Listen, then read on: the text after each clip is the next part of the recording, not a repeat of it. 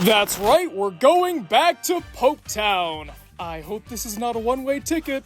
As discussed previously on this channel, the controversial animated British sitcom from 2005 making fun of the Catholic Church isn't as awe-inspiring as the internet would have you believe. I myself am not a Catholic, I'm just Christian, so I'm not necessarily offended by the religious satire, quote-unquote.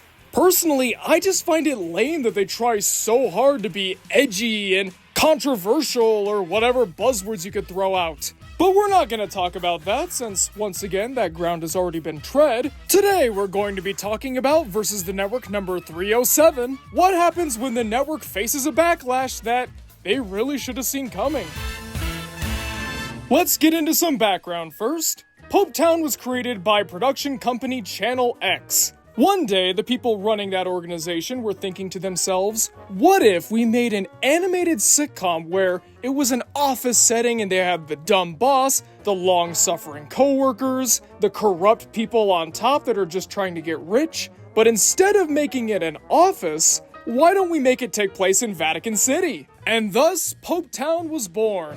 A pilot script called The Double was quickly written. It was passed around to various actors who, upon reading it, were excited to be involved with such a surrealist project, and we'll talk a little bit more about that towards the end. Yeah, I mean, you can't say no to the Pope. BBC Three picked PopeTown up, and they were excited about it because they felt it would add a new, bold direction for the channel. However, once they announced that PopeTown would be joining their lineup, Catholics around the world were enraged. Since the Pope was the leader of the Catholic Church, he's naturally held in some pretty high regard, so they weren't going to take this lying down.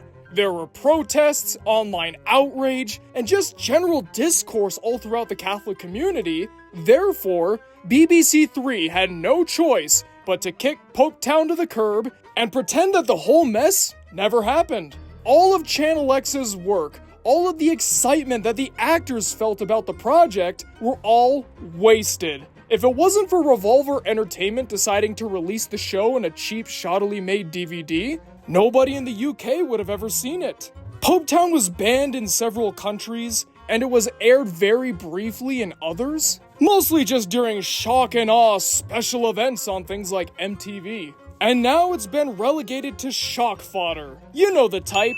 Things that make up lists like the top 10 controversial animated shows you were never meant to see. And I bet you're all wondering, if PopeTown is the controversial entity, if that's what riled everybody up, why am I blaming BBC Three? That's because they should have known better. There were 3 distinct warning signs that PopeTown was going to be a disaster. So let's start off with the first and easiest, the subject matter. Do you really think that a show based around making fun of the Catholic Church, one of the largest religious institutions in the world, would have gone over well? No way.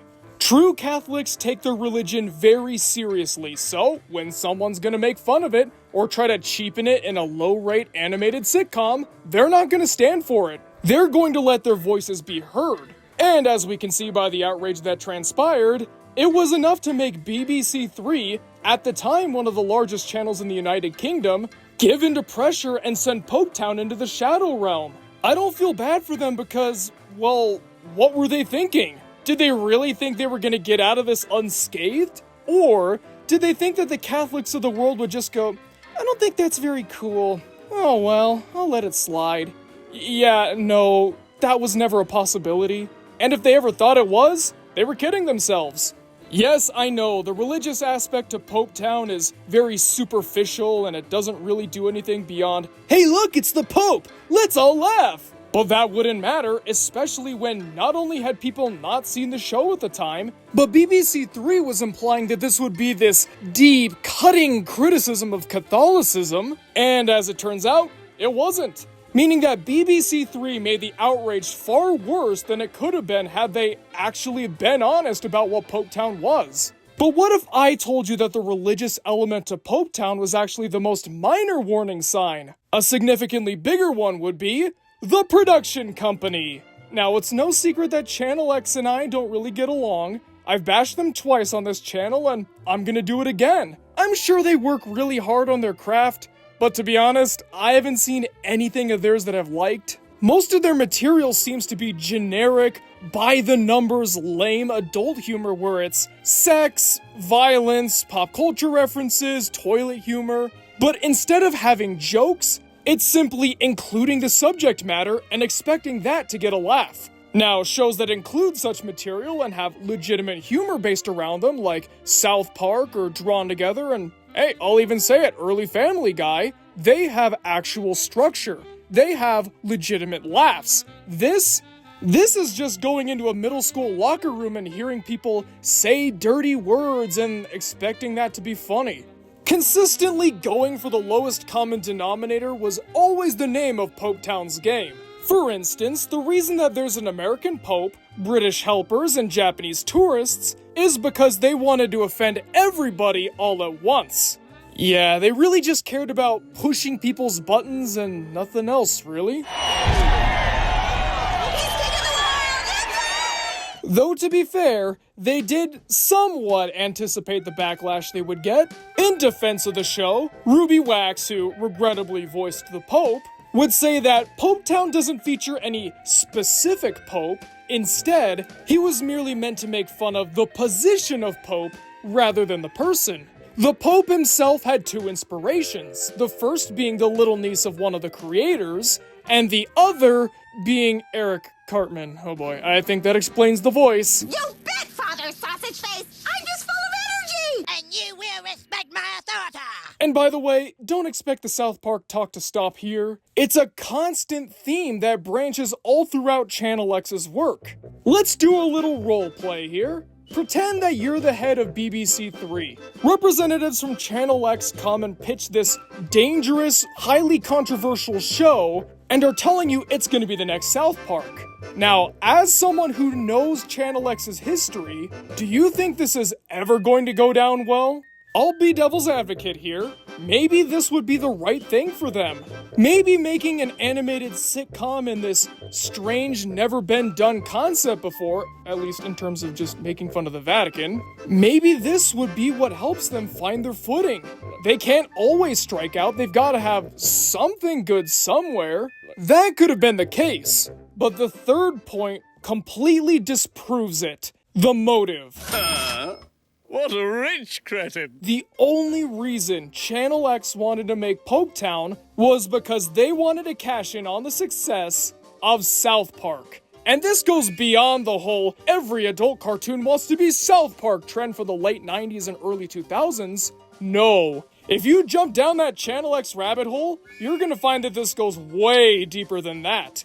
Ever since South Park first made it big, Channel X has been desperately trying to find their own version. We've actually covered one of them way back in the early days of Media Mementos. To all you new people out there, let this be your introduction into the unadulterated ugliness of Oregon's Wake. Oregon's Wake was originally an animated short made by two guys in a basement. Despite the fact that it's ugly as sin, it has some strong writing, a fun premise, and a lot of potential. Channel X thought the same thing. Only instead of them realizing that there's some potential in a show about a shy, awkward kid and his dangerous imaginary friend, they thought, hey, you know what? It looks kinda like South Park, it's adult like South Park, maybe it can be South Park! Channel X reached out to the creators, they made a full series pilot, and it never got picked up. There are many reasons why, among which are the fact that it takes an interesting story, completely changes it and makes it boring, bloated, and generic. Everything somehow looks uglier than it did before. Some of the characters don't do anything, the humor suddenly becomes terrible, all the new stuff they add doesn't go anywhere. They took something that could have been a strong, if not short-lived series, and turned it into piping hot garbage, all for the sake of chasing that hype train. It got even worse with PopeTown. Every single press release, interview, public statement, they always compare this show to South Park. It's even on the DVD as well. Imagine Father Ted meets South Park. You've never seen anything like it. But had they gone with the original version of the show, it might have turned out okay. The reason that people like Ruby Wax or Matt Lucas decided to sign on to the show was because they found it interesting and strange. That's because the only episode script they had access to was The Double. The Double just so happens to be the episode that most people watch and then stop watching after that. But as a result, that doesn't give them a very good scope of what the show would become. It's a very laid-back and subdued episode, and while it does poke some fun at the Catholic Church and a couple other institutions here and there, in terms of violence or poop jokes or anything like that, it's relatively quiet. Aside from the bizarre situations that the Pope or Father Nicholas would find themselves in, most of the humor is dialogue-based, something that the rest of the show would not keep. Even the two decent episodes, Career Opportunity and Day Trip, they also fall back on having raunchy subject material for the sake of having raunchy subject material. It's Joseph Mengele. Wow! If you just read the script for The Double, and you don't have things like the Pope's annoying voice, Get me out of here, you bum crack! or any of the strange animation choices Channel X would make, It's one of my greatest achievements. Wario 4. I could see how someone who doesn't really care how the Catholic Church would react would think this could go somewhere. It's a decent show with room to grow. Too bad that got stunted after episode 2. So with all that being said, I gotta say that PopeTown getting shelved was actually the best outcome it could have had. Because if it was allowed to air, and if for some reason the Catholics didn't care, it would have gotten some scathing reviews, BBC 3 would have gotten a lot of blowback for having such a bad show be put on the air, and nobody would have won. The only reason PopeTown is remembered today is because of the controversy from when it was first announced. If that did not happen, nobody would care. And the reason I say that is because that's exactly what happened to the sequel series. Once PopeTown was shelved and the anger died down, BBC 3 pulled Channel X into a meeting and basically promised them, we'll greenlight whatever you pitch to us next, just please don't get angry. Channel X decided to cash in that check with Snuffbox. It lasted only a couple episodes, everybody hated it, and it faded away, never to be spoken of again, until now. PopeTown would have met the same fate. And what do you think is worse? Having your show consistently being heralded as one of the most controversial things to ever exist? Or for nobody to remember or care about it whatsoever? I guess at the end of the day, the angry Catholics did PopeTown a service. But in all honesty, it never should have happened. BBC 3, considering the Catholic Church subject matter, the people making the show, and the motive behind it, it was never going to work. There was no outcome where PopeTown would have brought anything remotely positive to BBC 3. Keep in mind, unlike say, Heil Honey I'm Home, this didn't air on a channel with commercial breaks. BBC 3 was owned by the government. They didn't have to appease advertisers or sponsors or anything like that. What was there to be gained from putting the show on the air? So with that being said, they should have either told Channel X no, or thought about it a little bit after saying yes, and then stopping production before it got too far. Because as it stands, considering how hard the DVD is to find and the fact that it wasn't in print for very long, I don't think Channel X has still seen a return on their PopeTown investment, meaning that, as I said before, everything was a giant waste. So how can you, the aspiring creator, benefit from this knowledge? Well, actually for once, I'm going to advise people that want to be network executives. Before you pick something up, please think about the ramifications it could have. Not every show pitched to you is going to make fun of a religious figure, but still, you have to consider the pros and cons. If this show failed, how big of a mess would it be? And if it's a success, how much could you stand to benefit? Yes, it sucks when a pilot you like or have worked on doesn't get picked up, but in the case of PopeTown, sometimes the network really should just say no.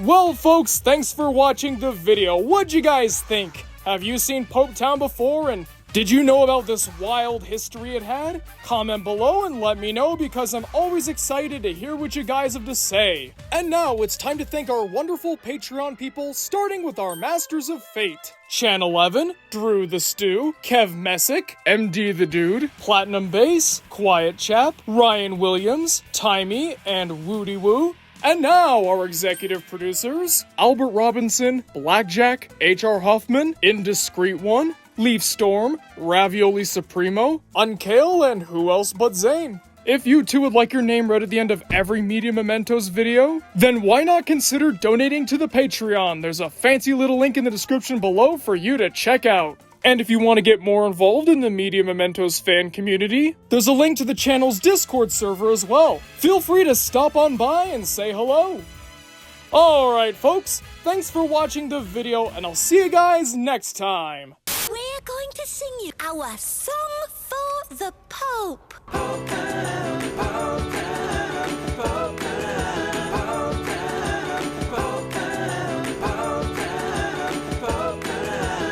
Very good. Well done. It's him to a T. Wait, we haven't done the refrain yet.